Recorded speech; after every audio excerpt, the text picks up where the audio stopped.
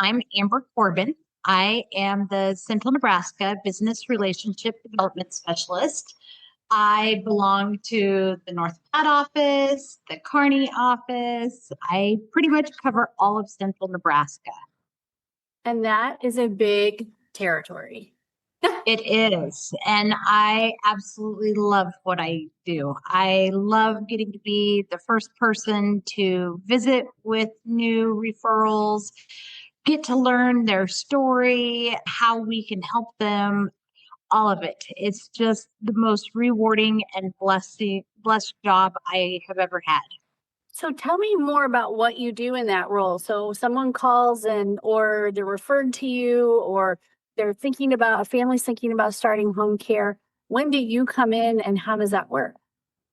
So I am, when a family is looking for potential care at home, it rings through to my cell phone, and I usually get to be the very first one to talk to them about what services we provide, find out a little bit about their loved one, how we can help them. I get to explain our Care 360 approach to taking care of clients, as that's taking a look at the whole client, not only taking care of them physically, but also emotionally and spiritually as well. That's awesome. So you cover a large territory and 2 or 3 offices, and you're a very busy lady. But on top of that, you mentioned to me that you're a family caregiver. So tell me how that works. I am. So my husband, Dwayne, had a massive stroke almost 6 years ago. He was the very first client of AmanaCare west of Lincoln. So long before I came to work for AmanaCare, my husband was a client, and I fell in love with their ethics and their integrity. I loved how they treated him as a client. I loved how they treat his caregivers. I loved how, even though we were off by ourselves in central Nebraska, they never let us feel like we were walking this journey alone. We were always able to have direct contact with a live human, which we were new to needing care in the home.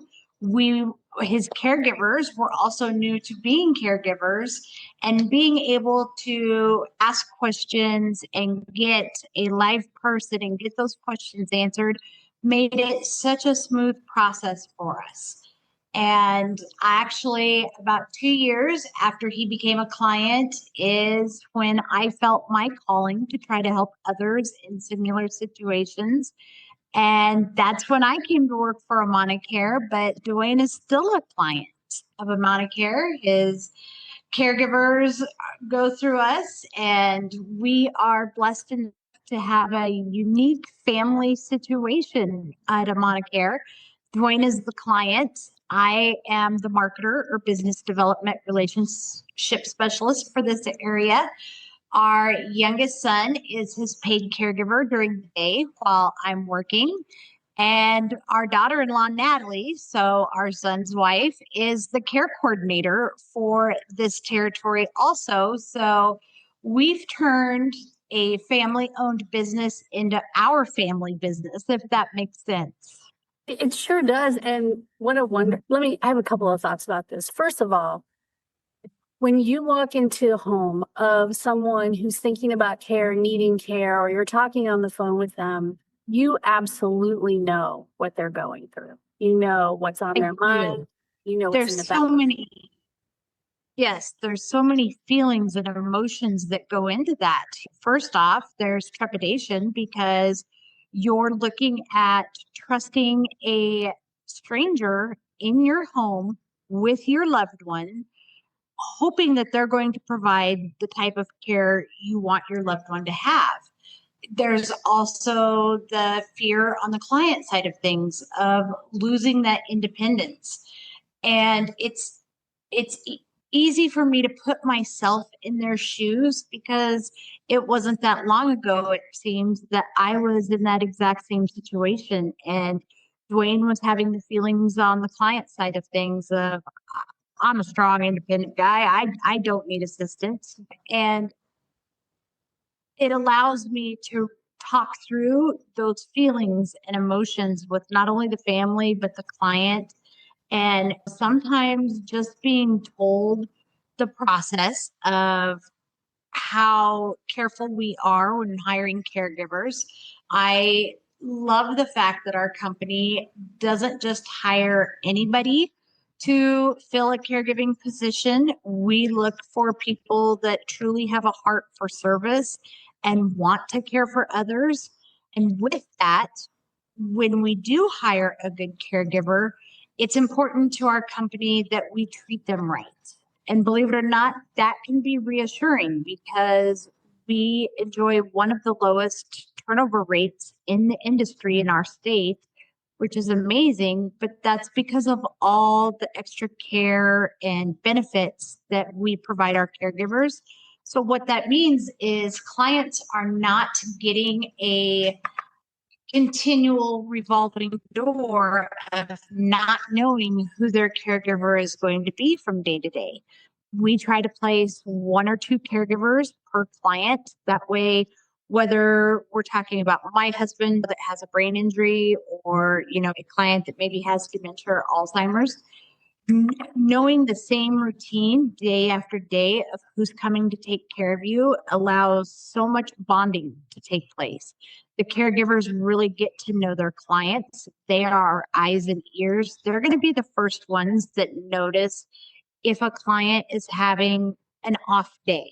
For example, one of the things I want to know as soon as I'm done working is, did Dwayne drink enough fluids today? Is he hydrated? Or are we probably going to be in an ER getting some fluids? But by having the same caregivers with the clients, they recognize and catch when they're having an off day, which in a lot of times can stop the need for emergency medical services. I think that you're right. If caregivers are treated well, number one, and they're trained well, especially when a new diagnosis comes their way or somebody they haven't really taken care of before, having a little extra help or a little extra training for those things, it helps open their eyes to what might change if somebody with congestive heart failure has really swollen ankles when you walk in the door. That's a time you need to call somebody and let somebody know this is a change from yesterday or 2 days ago when I was here. So those are definitely, they help, those things help prevent hospitalizations and long emergency room wait times. I know everywhere, it doesn't matter whether you're in a big city or you're in a rural area, hospitals can become overwhelmed very quickly. So being able to recognize that and get something in place to help correct the situation before it gets serious, that's really important. And so you have a family that is involved in caregiving, which is amazing. And you are also out there helping others. I don't think, and you don't wish, challenges on anyone in life, but there's probably not a more perfect person in the world to talk about AmanaCare and to help introduce families to care than someone like you who's experienced it for many years. So that's awesome. I really enjoy it. And sometimes it is such a process of getting care for your loved ones, whether they're a veteran and trying to get benefits to the VA, or if they're trying to navigate whether or not their long-term care insurance will reimburse for care, or even if they're needing to get on the Medicaid aged and disabled waiver. There are a lot of steps to that. And I love being able to try to help guide people along that so that they don't feel like they're walking this journey by themselves. Sometimes just somebody saying, yeah, it's a long process. I know it's been over 4 weeks. It's okay. We're going to get there. Knowing that you're not walking that journey by yourself really helps. At least it did for me when I was there. Sure. And you're a counselor, a therapist, and a helper with care. All those things. So let's talk about a little bit about how people can pay for care. You're well versed in this, and I know you guys can help with private pay is always an option, long-term care insurance, VA benefits, and let's talk about Nebraska's Medicaid waiver program. Absolutely. And how family members can be caregivers for family members. Yes. So I am very excited. So Nebraska has made it for quite a few years that family members could get paid to take care of their loved ones, except for in two specific situations, which are parents of children under the age of 19 and spouses. One of the changes to Nebraska Medicaid this year is starting in July, they have added the LRI services, which LRI stands for legally responsible individual. So in some situations, spouses can now get paid to take care of their spouse instead of it being looked at as just their responsibility. And also parents of minor children. And to me, that is very exciting news because sometimes the best care situation you can have is to have your loved one taking care of you. Sometimes that makes it hard when you need to keep putting a roof over your head and all of that. And so by Nebraska expanding those services, that's going to allow more families to actually have some more income coming into their homes while they're still taking care of their loved ones. So I am very excited about that. I've always guided family caregivers on this journey and how to get the caregiver hired on, but yet also take care of the client side of things, get their loved one ready for us to convert from a referral into a client. And so I just see this helping Nebraskans all the way around. I am a passionate advocate for that. I actually am one of the 17 people that have been chosen to sit on the new Nebraska Medicaid Beneficiary Advisory Board at the state level. So thank you. I am excited about that because that will give me a little bit louder voice to advocate for our Nebraska families at the state level. This is amazing. I didn't know this was happening, and it is July, so this should be happening now. Yes. Sometimes, as a nurse, I've seen many times in the case of small children that are sick, the mother has been trained forever on every IV or G-tube feeding or tracheostomy care. They know better than almost anybody how to take care of their kid. And they've been trained over and over again, and they know how to troubleshoot. And they know all after years and years of, it doesn't even take that long. It doesn't take years, even weeks of taking care of a disabled child. If they're having a bad day, all the things.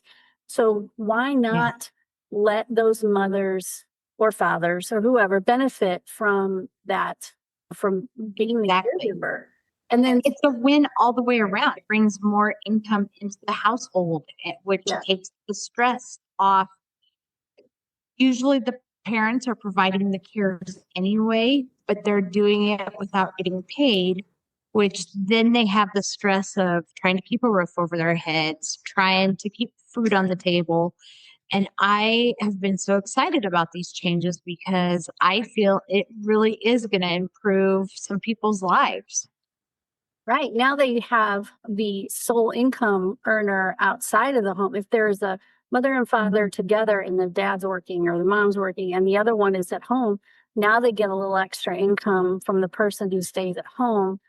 And it also lightens the load for the facilities that are probably completely full most of the time anyway. So you don't have, and no one wants to send their person to a facility. If it's great that the moms and dads can get a little extra pay for caring for their own child in their home and not have to go somewhere else. And spouses too. We live in Nebraska, and Nebraskans are notoriously independent and strong-willed. And there's a lot of situations where your loved one just absolutely does not want a stranger taking care of them. They want their spouse.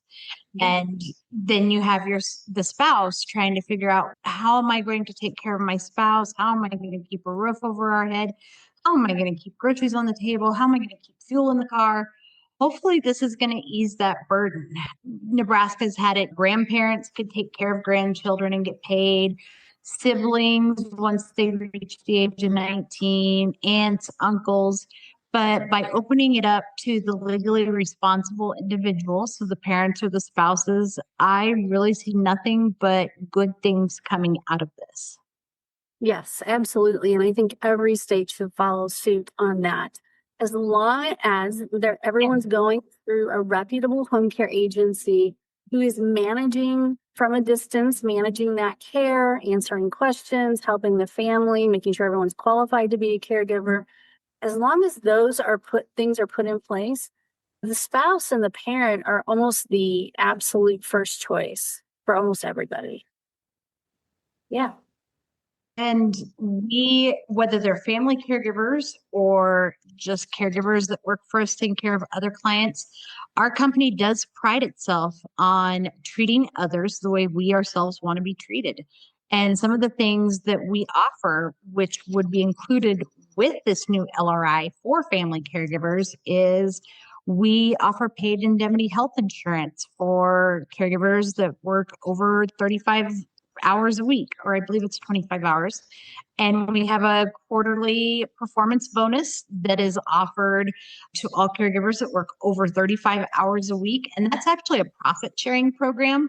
So that's our way of thanking the caregivers for literally being the backbone of our company. They're the ones keeping the eyes and the ears on the clients. They're the ones that are catching those early signs we mentioned. And our company feels that by taking care of the caregivers, we're taking stress of life off of their shoulders, which in turn allows them to be even better caregivers. Yes, absolutely. I appreciate everything that AmanaCare has been able to do. And you all have really grown in the last 6 months to a year. You have really opened up new offices and have people out there everywhere helping folks in Nebraska. And that's been a wonderful thing to see. You guys do such a good job. Thank you. It has been very exciting. I will have been with the company 4 years in November. And just looking back at where we came from and where we are now, it is so exciting to talk to all of these new clients. And like I said, get to know their story and what led them to needing a little extra assistance in the home. And sometimes it's having the conversation of, if you would take advantage of some respite and let us bring another caregiver in, your wife could get back to being more of your wife instead of just your caregiver, or your daughter or your son or whatever. You can get back to more of that family relationship rather than just the caregiver client side of things. And it's very rewarding for me to see that relationship be able to stay intact. Yes, I'm excited for the spouses and the parents to be able to be paid caregivers, but I also tell them our company will never force another caregiver on you. But let's say something happens and you yourself get sick. By being with our company, you have a team behind you. We can do what we can to send somebody else to take care of your loved one. So if you have medical needs that you need to take care of, please don't feel you're in this alone. We are your team. We are your support. We will help cover you. We will help take some of the burden off of you, because if you don't take care of yourself, or as they say, if you're trying to pour from an empty cup, you're going to get burnt out. Very true. Absolutely. And every caregiver needs to hear those words and take better care of themselves, because it does become tiring. We have study after study out there about how caregivers sometimes carry themselves into sickness pretty quickly, and they don't take breaks. But it's okay. It's okay to take Friday off and go do something fun with your friends, or go to a movie, or just be alone. Whatever it is you need to do, take care of yourself. Right? That's what I'll tell them, is there's no wrong or right way to take respite. Whatever you need. If you want to just go in your bedroom and close the door and take a nap, we're here for that. If That you sounds want to leave your loved one with us and go get your hair cut or run errands without having to hurry and make sure that you're back for medication times or to make sure that, someone's safe. There is no right or wrong way to take respite, but it is important that you do take it occasionally and just give yourself a chance to just breathe. Yep, absolutely. That sounds like a great way. And I'm proud of the state of Nebraska for being so forward thinking. This is I am too. because most states, I hope others follow suit very quickly. Because I'm in Missouri, so we have a large rural community of folks. We have a couple of big towns on either side of us, but we have a lot of rural communities out here and a lot of farmland too. And we are definitely in a place where we need to make some good changes to the Medicaid system. Absolutely. Thank you, Amber, for your time, for sharing your wisdom with us and your story. We appreciate it. You're awesome. Thank you so much. Thank you, Valerie.